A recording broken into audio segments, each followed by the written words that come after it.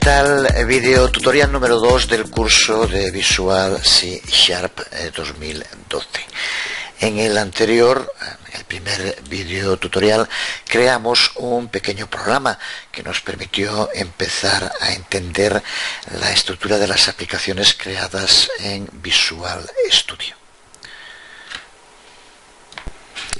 Sin embargo, los programas pequeños pueden crecer rápidamente hasta hacerse muy grandes. Y cuando un programa crece se presentan dos problemas fundamentales.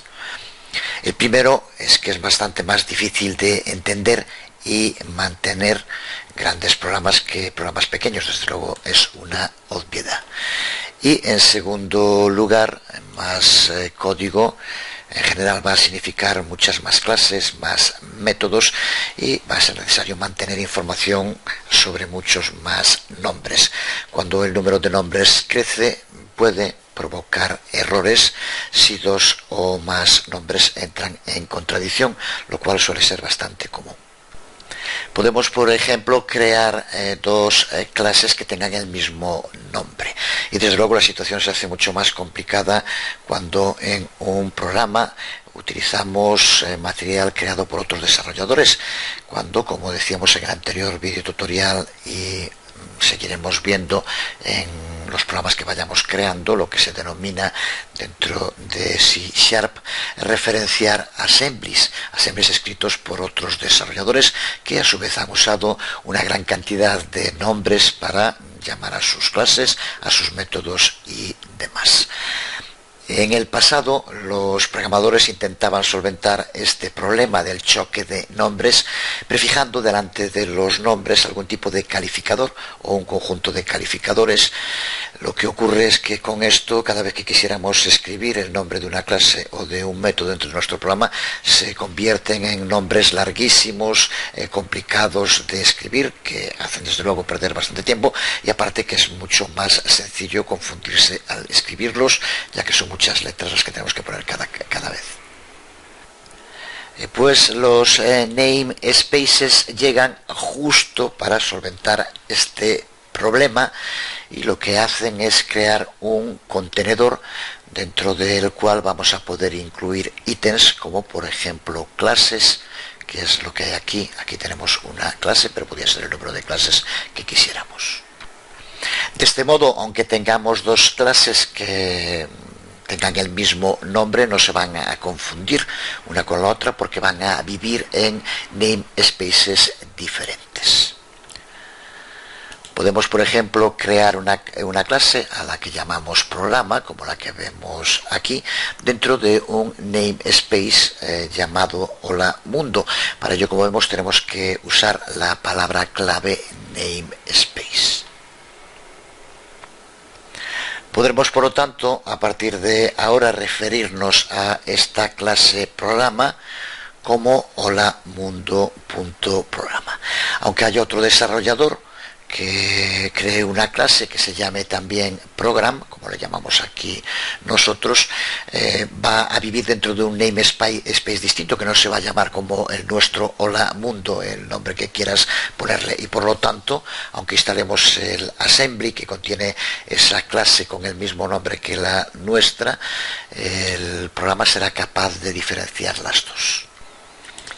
Es una práctica muy recomendable definir todas nuestras clases dentro de namespaces, y además si te vas a adaptar a trabajar en el entorno de Visual Studio 2012, pues lo hace automáticamente, así que o las utilizas o te verías en el lío de que cada vez que te cree código tener que estar cambiándolo tú a mano, lo cual sería desde luego caótico. Así que tenemos que adaptarnos al uso de los namespaces. Ya sabemos ahora por qué son tan importantes y también esto explica en gran medida cómo usarlos. Es un contenedor que en la mayor parte de nuestros programas será el base inicial que contendrá todo el resto de las clases que creemos. Incluso las clases que forman el framework .NET también viven dentro de un namespace. Por ejemplo, aquí tenemos la clase console dentro de la documentación para C# a la que volveremos muchas veces a lo largo del curso. Pero aquí, por ejemplo, tenemos esta clase, la clase console, pero como vemos vive dentro del namespace system, así que su nombre completo es system.console, como aquí podemos ver. Desde luego, si tuviéramos que escribir el nombre completo de una clase cada vez que la utilicemos, entonces estaríamos volviendo a lo que decíamos antes, porque no es una buena idea usar un calificador prefijado para diferenciarlos. Simplemente sería exactamente lo mismo, pero no es lo que ocurre, porque afortunadamente podemos solventar este programa mediante el uso de la directiva using. Si vuelves al sencillo programa, pero muy explicativo, que creamos en el anterior vídeo tutorial, verás que al comienzo del código nos ha incluido ya una serie de namespaces con el uso de la directiva using. Se encuentran localizados siempre al comienzo del código. Esta directiva using lo que hace es fijar un alcance, un scope para cada uno de los namespace. Así que cuando escribamos después código en este archivo, no vamos a tener que calificar explícitamente cada uno de los objetos con el namespace al que pertenecen. Así que desde luego que se facilita mucho el trabajo. Estos 5 namespaces que vemos aquí, recuerda que ya nos los añadió el using automáticamente Visual Studio cuando creamos el programa.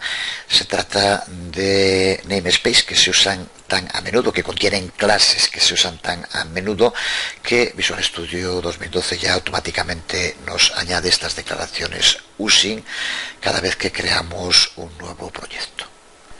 Y posteriormente nosotros podremos ir añadiendo todas las directivas using, aquí también en esta parte superior del archivo fuente, siempre que necesitemos referenciar otros namespaces.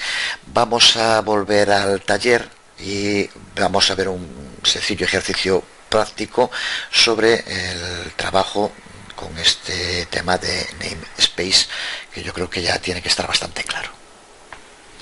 Aquí estamos de nuevo en Visual Studio con abierto el programa que creamos en el anterior vídeo tutorial y aparece en la ventana el archivo program.cs. Vamos a empezar por desactivar, poniéndole un par de barras inclinadas para convertirlo en comentado, el primero de los using system. Simplemente con esto ahora, si construimos, recuerda que no es necesario guardar para construir, nos devuelve un error, dice que el nombre consola no existe en el contexto actual. Significa que ahora, al no estar totalmente cualificado el nombre, le falta el namespace, no aparece. Si aquí pulsamos sobre el error, inmediatamente nos indica el sitio dentro del código en el que se encuentra. Simplemente con incluir delante de console el namespace al que pertenece, con un punto, si ahora volvemos a construir,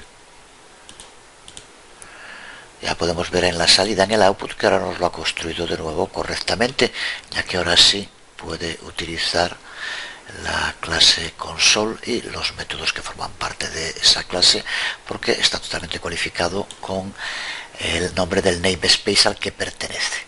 Pero para que esto no sea necesario tener que estar escribiendo los nombres completos cualificados, simplemente lo que hacemos es añadir al comienzo del código las directivas using necesarias.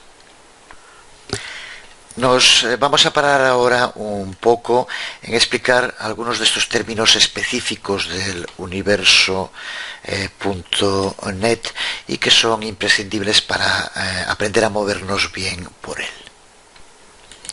Ya sabemos que una directiva using simplemente le aporta a todos los ítems que se encuentran dentro de un namespace un alcance, un scope, y nos libra de tener que estar escribiendo una y otra vez los nombres de las clases totalmente cualificadas dentro de nuestro código.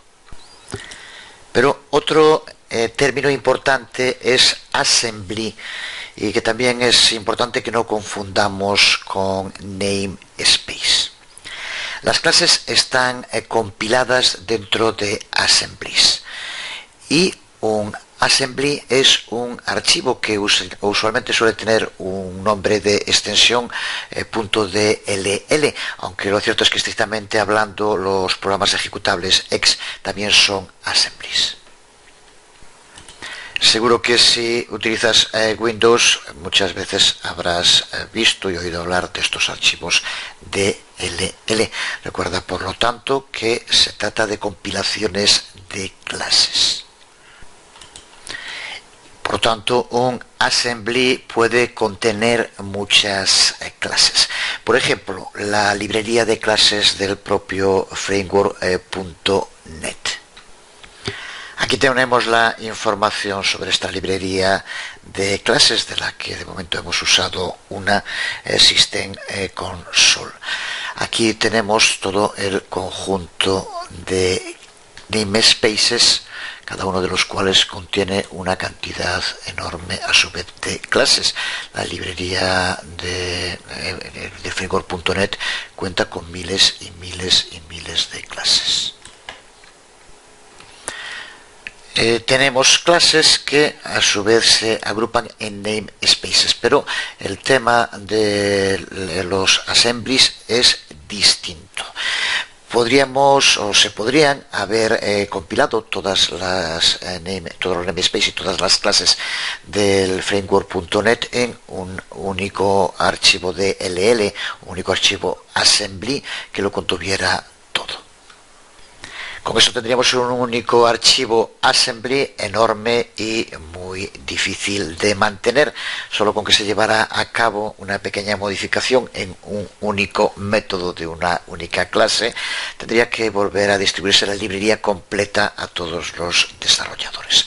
Esa es la razón que explica por qué la librería de clases del framework.net se divide a su vez en una serie de assemblies que son ordenados por el área funcional con la que están relacionadas las clases que contiene. Por ejemplo, existe un assembly del core que tiene el nombre de mscorelib.dll y contiene todas las clases más comunes que se encuentran en el corazón del Net Framework. Por ejemplo, la System Console, que es la que hemos utilizado hasta ahora. Pero van a existir también otros assemblies con extensión de LL y que contienen clases que, ya digo, por funcionalidad, unas para manipular bases de datos, otras para acceder a servicios web, para construir GUIs, etcétera. Si queremos hacer uso de una clase que se encuentra en uno de estos assembly, tenemos que añadir la referencia a ese assembly en nuestro proyecto. Aquí tenemos, por ejemplo, que decíamos ahora System Core. Si pulsamos sobre él, observa como aquí nos aparece el nombre de el DLL o System Data DLL y los demás que aquí aparecen. Y a continuación, una vez que ya tenemos la referencia a los assemblies que necesitamos, es cuando vamos a poder añadir las declaraciones using dentro de nuestro código y que son las encargadas de hacer que los ítems que se encuentren en los namespace que aquí vayamos indicando pasen a estar dentro del alcance de nuestro programa y pueda ejecutarlos por tanto. Debes, por tanto, recordar que no existe una equivalencia directa entre un assembly y un namespace. Un único assembly puede contener clases definidas en muchos namespaces y un único namespace puede incluir contenidos de distintos assemblies. Por ejemplo, el namespace system es implementado por varios assemblies, tanto el que decíamos antes, el mscorelib, pero también el system core DLL, entre otros. Se trata de un tema que en un principio suele dar lugar a confusiones, así que no te preocupes, solo recuerda y ten claro que un namespace y un assembly no son lo mismo, y a medida que vayamos trabajando con ellos en los distintos proyectos irá quedando más claras también las diferencias que presentan. Cuando usamos Visual Studio para crear la aplicación, ya lo sabemos, la plantilla que seleccionamos automáticamente ya incluye las referencias a las assemblies apropiadas que se necesiten. Es el ejemplo que ya tenemos aquí con los assemblies que nos ha incluido en nuestro primer proyecto. Puede que te hayas fijado que aquí, por ejemplo, lo que estamos hablando, el mscorelib.dll no aparece. Se debe a que es un assembly que es obligatorio utilizar en todas las aplicaciones NetFramework, y lo único que hay que indicar aquí e incluir como referencia son los assemblies opcionales, que estos sí son los que aparecen aquí. Por tanto, no aparecen aquellos que ya son obligatorios siempre y que ya se incluyen por tanto. Si necesitamos añadir assemblies adicionales en la referencia, podemos hacerlo pulsando con el botón derecho, y aquí, como vemos, ya podemos pulsar en Add Reference. Es una actividad que llevaremos a cabo a lo largo del curso en distintas ocasiones. Podemos también en cualquier momento eliminar las referencias a assemblies que no necesitemos, seleccionándolo y pulsando con el botón derecho y Remove. Pues llegados a este punto, ahora sí estamos preparados para empezar a crear nuestra primera aplicación gráfica. Si trabajas con Windows 8, en general va a ser exactamente lo mismo. Vamos a trabajar prácticamente siempre con Windows Presentation Foundation, pero esta versión incluye también importantes novedades a las que hay que hacer referencia y sobre las que trataremos en alguna parte del curso. Antes de empezar, una matización respecto al sistema operativo en el cual tienes instalado Visual Studio 2012. Si lo haces desde Windows 7, Visual Studio te ofrece dos plantillas para la creación de interfaces gráficas. La clásica, Windows for Application, y WPF, Windows Presentation Foundation. Windows Form Application es la tecnología que aparece desde la primera versión del framework .NET, mientras que la Windows Presentation Foundation aparece en la versión 3.0. Cuenta con bastantes características adicionales y muchas más capacidades, así que salvo alguna razón muy especial, desde luego es aconsejable utilizar en Windows 7 Windows Presentation Foundation. Porque Windows 8 nos prevé con un nuevo estilo de interface de usuario, a la que se conoce como Windows Store Style, y las aplicaciones que usan este estilo de interface de usuario son llamadas Windows Store Application o simplemente apps. Windows 8, me imagino que ya lo sabes, se ha diseñado para intentar adaptarse a la gran variedad de hardware que en la actualidad utilizamos la mayor parte de las personas, no solo los PCs, los ordenadores de escritorio, sino que también, sobre todo, las pantallas que tienen que ser sensitivas al toque, touchscreen, como pueden ser los teléfonos móviles o las tabletas. Cuenta, por lo tanto, con sistemas para poder detectar el toque de los dedos sobre la pantalla, la modificación en la orientación de la misma. Son temas clave en este tipo de dispositivos. Y ya digo que aunque vamos a tratar algo sobre ello en el curso, no es un curso centrado en estos temas, así que prácticamente usaremos en la mayor parte del curso, tanto si trabajas con Windows 7 como con Windows 8, el Windows Presentation Foundation. Vamos allá entonces con la creación de una aplicación gráfica en Visual Studio 2012. Yo tengo instalado como sistema operativo Windows 8, y ya digo que mi versión es la de Visual Studio Ultimate. Desde luego no puedo hacerlo para Windows 8 y Windows 7 o para distintas versiones. De todas maneras, las diferencias son menores y no tiene por qué haber ningún problema para hacerlo con Windows 7 o con la versión de Visual Studio 2012 Express. Vamos al menú File, New, y dentro de New Project, hasta aquí igual que hicimos en el anterior. Comprueba que tienes seleccionado Visual C y Windows, y aquí como vemos tenemos WPF Application. Comprueba que lo guarda en la localización que quieres, por defecto la que usamos en el anterior, y le damos un nombre, vamos a llamarle por ejemplo saludo. Comprueba que Create Directory for Solution está marcado y pulsa OK, con lo cual ya Visual Studio lleva a cabo el proceso de creación de los archivos como en el anterior ejemplo. Aquí tenemos el aspecto cuando se abre esta plantilla Windows Presentation Foundation. Ya genera una ventana por defecto para nuestra aplicación definida usando, como vemos aquí, XAML, y el nombre que recibe es el de mainwindow.xaml.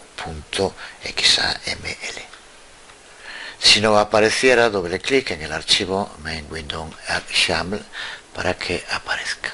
Aquí lo tenemos. Vamos a cerrar el resto de los paneles para que nos deje más espacio para la vista en diseño y en código, que es más cómodo. Lo que vamos a hacer ahora es añadir unos cuantos controles desde la vista de diseño para ir creando la aplicación, e iremos examinando el código C# que automáticamente nos generará Visual Studio 2012 para implementar esos controles. Vamos a empezar por mostrar la caja de herramientas. Pulsa aquí la pestaña que aparece con el nombre de Toolbox. Se abre y aquí tenemos el contenido con el que vamos a poder trabajar. Y vamos a expandir los controles comunes que aparecen aquí como Common WPF Controls, que son los más utilizados. Vamos a empezar por colocar en el formulario un text block, que están por orden alfabético. Aquí lo tienes, no lo confundas con text box, el text block. Ya vemos cómo la caja de herramientas se contrae de nuevo y ya nos colocó el text block dentro del formulario en la posición. Es lo de menos porque ahora lo colocaremos donde queramos. Si prefieres que la caja de herramientas o cualquier otra de las pestañas se mantenga siempre visible, lo único que tienes que hacer es pulsar aquí en el Auto Hide, en el icono del medio, en la parte superior. Inmediatamente, como vemos, ya se incluye. Lo que pasa es que ocupa una parte de la pantalla y dependiendo de la resolución puede que quede poco espacio de trabajo. Eso en cualquier momento se puede modificar. Pulsando otra vez vuelve a Auto Hide, como vemos ahora. El lugar donde ha colocado el text block pues no es el que queremos. Ahora lo podemos reposicionar en el sitio donde queramos. Se puede poner hasta que sea justo donde queremos, pero también para esta aplicación alguna pequeña diferencia puede que dé igual. Así que vamos a empezar por situarlo en la esquina superior izquierda, aproximadamente por aquí. Puede servir. La descripción XAML del formulario, en el panel que aquí podemos ver, incluye el control text block, que aquí podemos ver. Y le incluye ya las propiedades como la alineación, el margen, el wrapping, que le hemos aplicado visualmente hace un momento. La relación entre estos dos paneles es recíproca. Cualquier cambio que hagamos aquí se marca aquí, y al contrario, si por ejemplo aquí ahora cambiáramos el margen, vamos a ponerle de margen por ejemplo aquí para que se vea bien 400, observa cómo inmediatamente cambia la localización, por poner un ejemplo, y observa cómo ahora si lo cambio manualmente inmediatamente cambia aquí ya.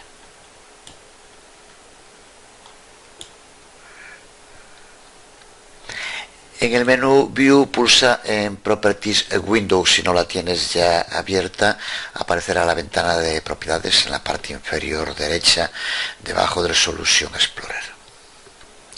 Podemos, como veíamos hace un momento, especificar las propiedades de los controles también usando el panel XAML bajo la ventana de la vista de diseño, pero la ventana de propiedades nos provee con un modo más conveniente para poder modificar las propiedades de los ítems del formulario y de cualquier otro ítem que forme parte del proyecto. Esta ventana de propiedades es sensitiva al contexto, así que va a mostrar en cada momento el ítem que tengamos seleccionado.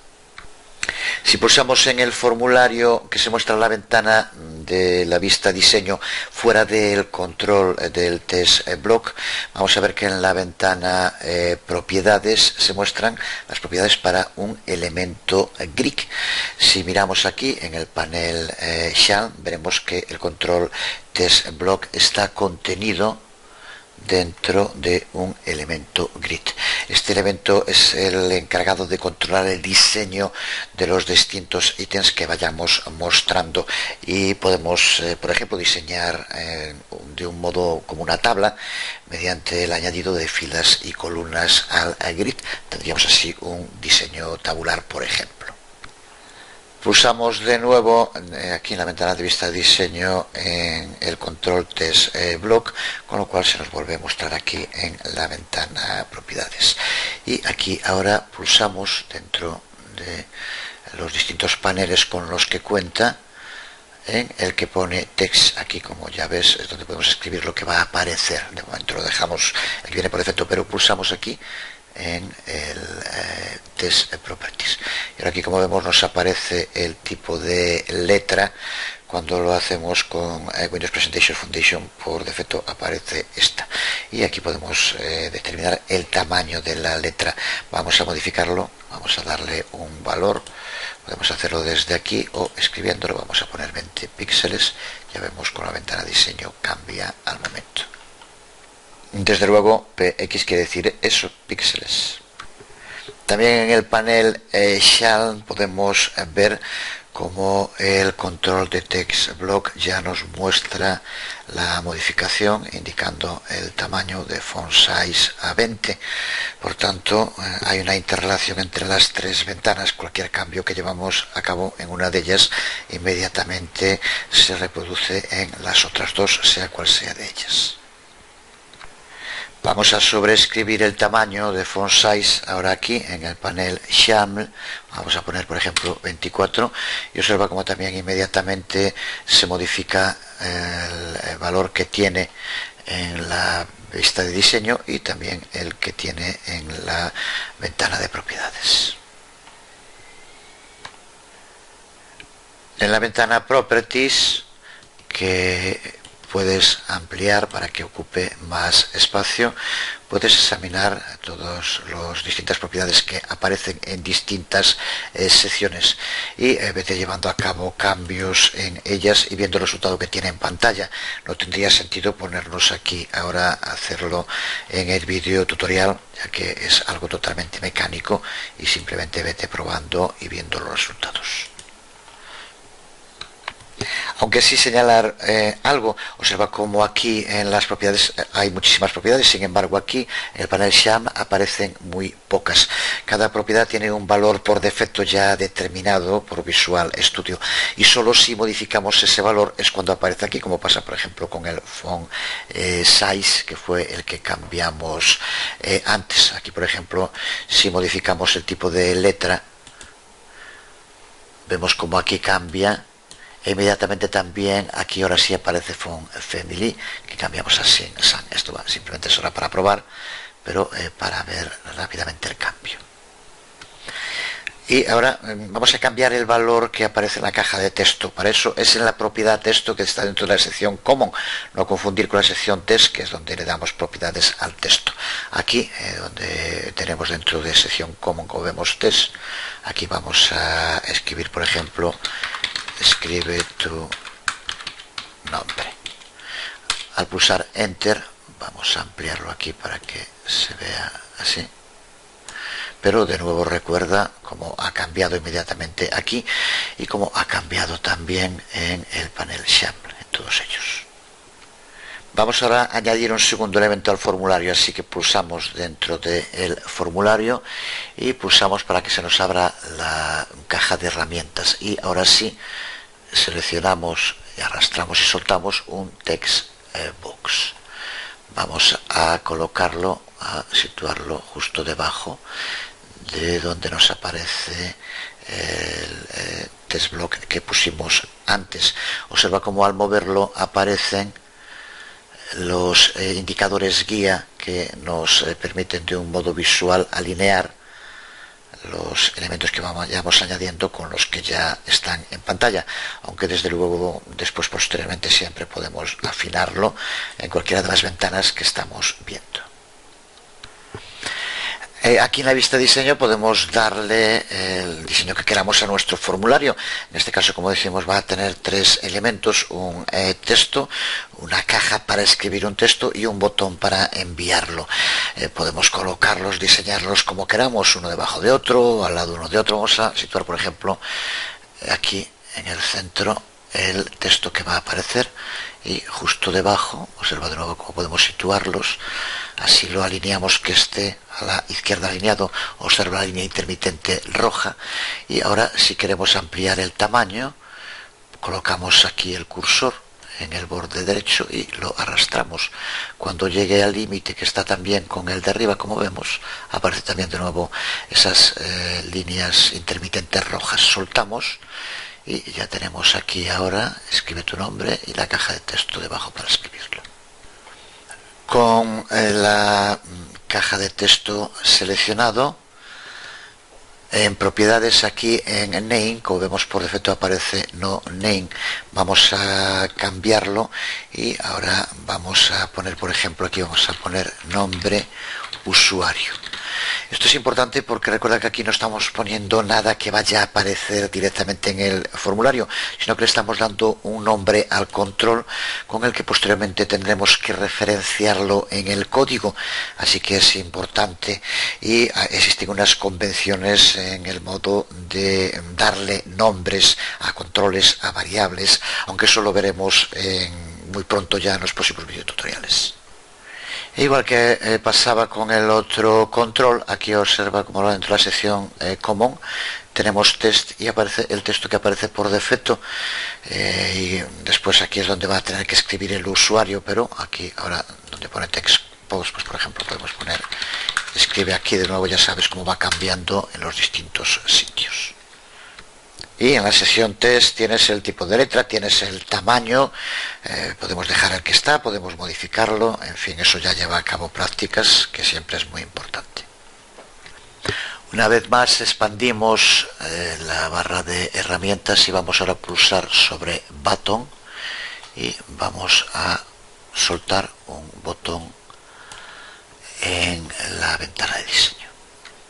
Y ahora también de modo visual podemos colocar el botón donde queramos, ahí depende de las preferencias en cuanto a el diseño que queramos darle. Vamos a ponerlo, por ejemplo, aquí un poco a la derecha de la caja donde hay que escribir el texto, aunque ahí decides donde quieras. Y de nuevo le cambiamos valores en propiedades. Para empezar, en properties, arriba de todo en name. Aquí, como vemos, de nuevo aparece no name. Y recuerda de nuevo que esto no va a aparecer en el formulario. Esto es el nombre que le damos al control para referenciarlo en el código. Así que aquí vamos a poner, por ejemplo, enviar. Y ahora aquí donde pone common content, aquí sí que es lo que aparece escrito en el botón. Vamos a poner, por ejemplo, también aquí enviar y observa cómo inmediatamente ha cambiado aquí. Y ahora vamos a cambiar el título que aparece en la barra de título. Pulsa para seleccionar, aquí estamos como ves sobre la barra de título, que por defecto aparece como main window. Aquí estamos ahora en las propiedades y dentro de common observa cómo aparece en title el título que queremos que aparezca. Vamos a poner, por ejemplo, saludo, vamos a llamarlo así. Pulsamos y observa cómo inmediatamente ha cambiado. Observa también cómo al tener seleccionado sobre la barra de título el conjunto de la ventana aparecen estos indicadores que nos permiten redimensionar el tamaño del formulario. Comprueba que lo estés haciendo sobre la ventana del título y por lo tanto sobre toda la ventana y no solo sobre la parte interior, lo cual daría lugar a cambios en el diseño dentro del formulario. Aquí tenemos nuestra primera aplicación en gráfica sencillita pero construida. Como ya hicimos en el otro, vamos a el menú Build y vamos a pulsar en Build Solution.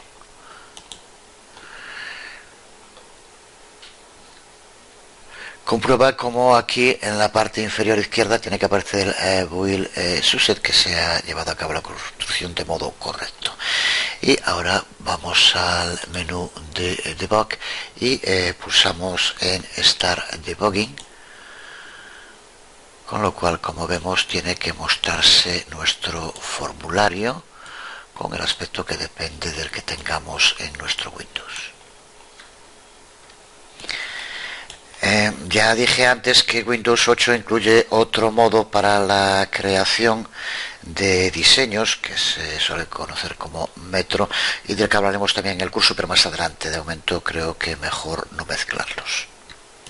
Tenemos la interfaz gráfica y aquí podemos escribir lo que queramos, pero si pulsamos en enviar no pasa absolutamente nada de momento.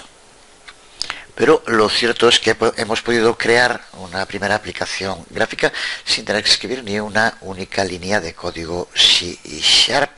Es cierto que no hace mucho y que en un momento vamos a tener que escribir algo de código, pero es una realidad indiscutible que Visual Studio, en esta versión como en las anteriores, nos genera una cantidad enorme de código que maneja muchas tareas rutinarias que antes tendríamos que haber desarrollado nosotros también.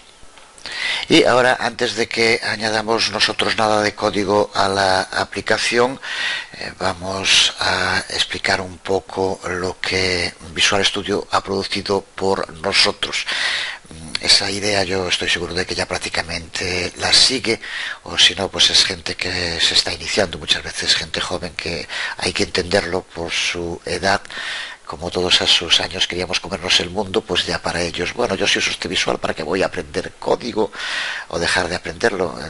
Visual Studio no es para que cree aplicaciones gente que no sabe programar, sino para facilitarle el trabajo a gente que sabe programar. Hay que saber programar para hacer aplicaciones de modo visual también.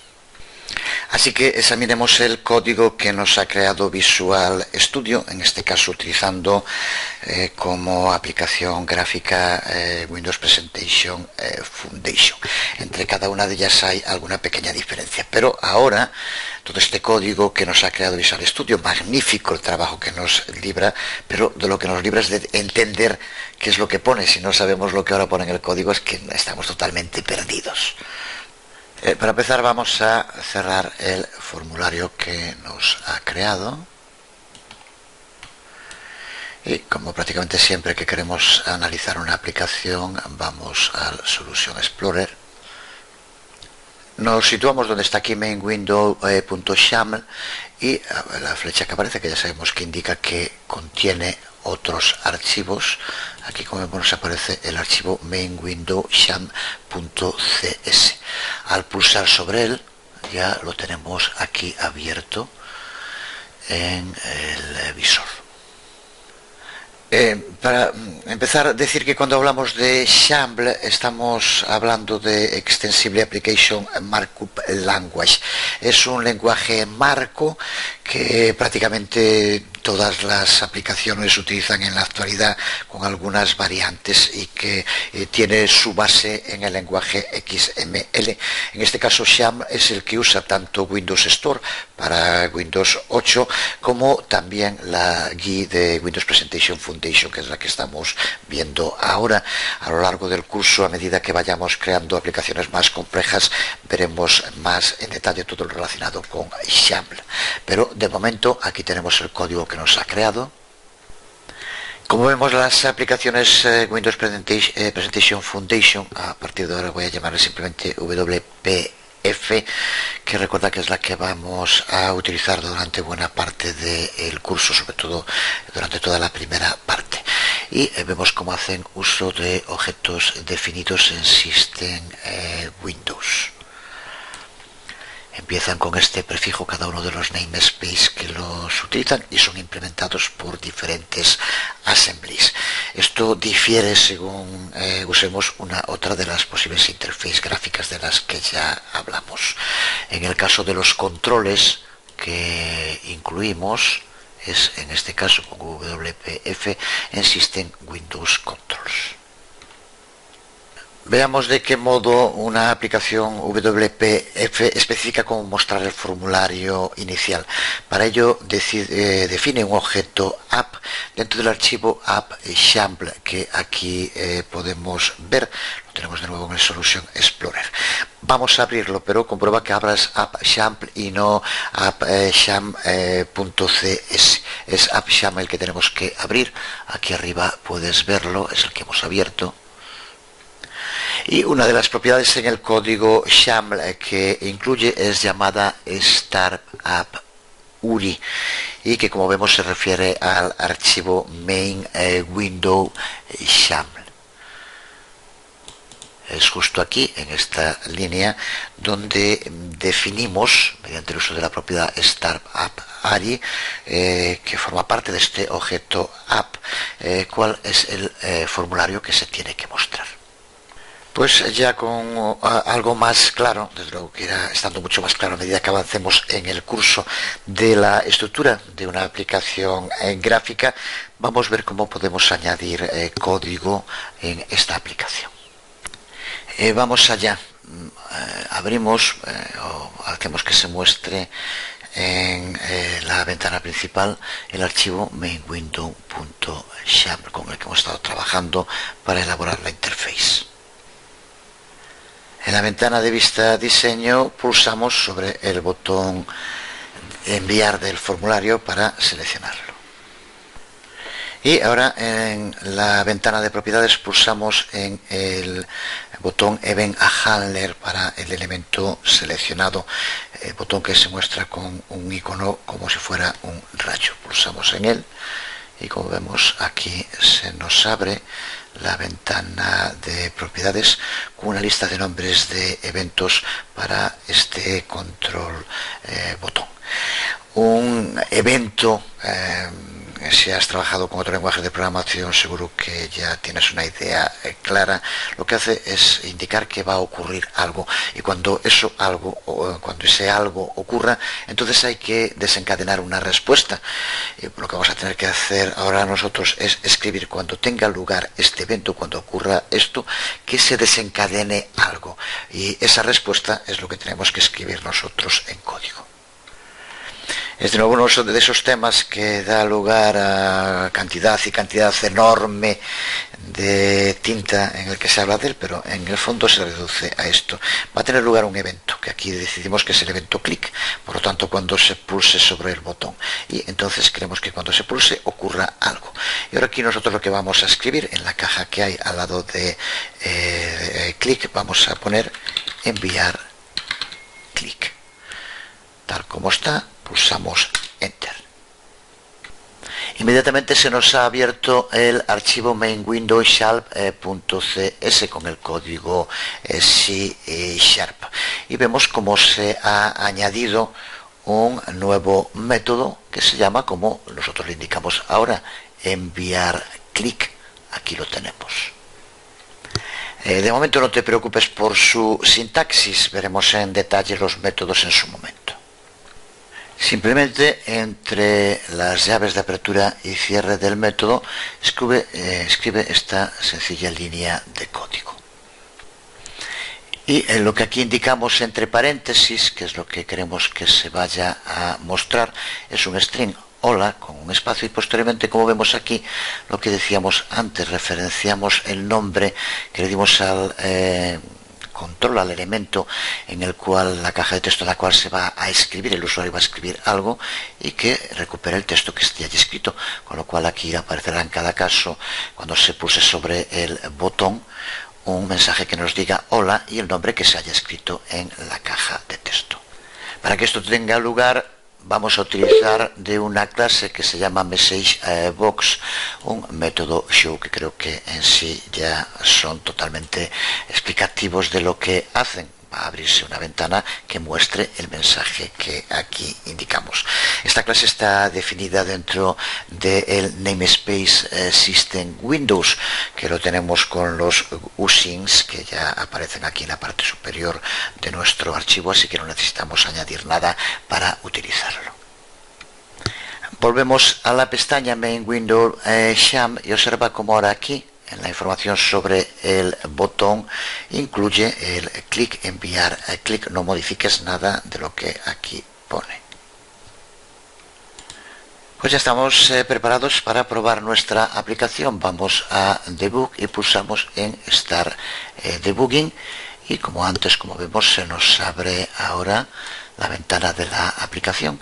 Aquí tenemos que escribir algún nombre y pulsamos sobre el botón enviar. Observa cómo al pulsar se nos abre la ventana en la que indica hola y el nombre que hayamos escrito en la caja de texto. Pues hasta aquí hemos llegado hoy, un vídeo tutorial bastante largo. Mi voluntad es hacerlos más cortos, aunque desde luego no es obligatorio verlos de una única sentada. Puedes dividirlo en las cantidad de veces que quieras para verlo. La verdad es que no creí que tuviera demasiado sentido dejar cortado este tema por la mitad. Córtalo cuando lo vayas viendo si te parece muy largo. Creo que en este video tutorial ya hemos entrado en las entrañas del programa y en su uso, aunque desde luego no hemos hecho de momento nada más que dar unos pasos por su superficie. A partir del próximo video tutorial empezamos a profundizar. Nada más por hoy, os habló Jesús Conde, nos vemos.